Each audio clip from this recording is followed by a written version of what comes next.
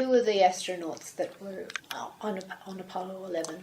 Neil Armstrong, Buzz Aldrin and Mike Collins. Mike Collins has become known as the Forgotten Man because he stayed in the Command and Service Module and orbited the moon until they returned to the spacecraft. How did you and your colleagues at Carnarvon, when that moment happened, how did you react? See, there was What about you could hear it though? We can hear it. It was, it's done because there's a classic, when he's actually coming in to land, he's calling all the time height and drift and various other things, and then suddenly they had a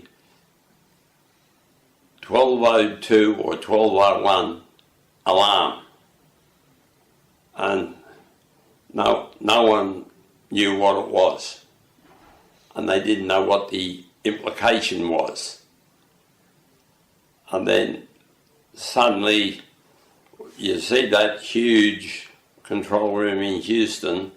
Each one of those consoles is backed up by a back room of maybe 15 or 20 engineers.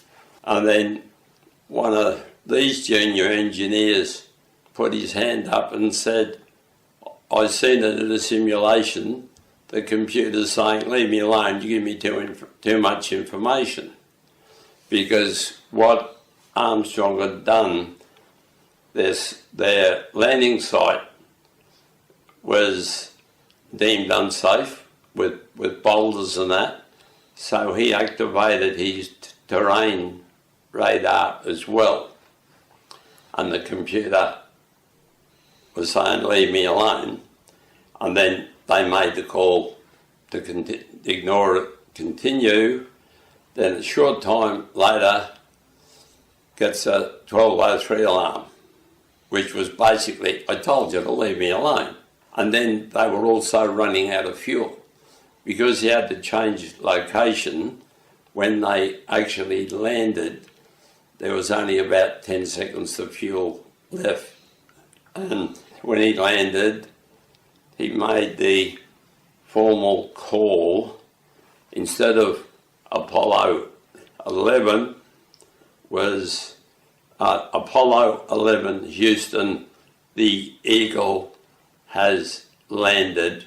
Houston's response was along the lines of, we copy that, there are a bunch of guys in here about to turn blue, they're breathing again. Yeah, and then a little bit later on you had Nixon come on and give them the well done. What people, of course, didn't know at the time, that on Nixon's desk was also a eulogy to 3 brave American men.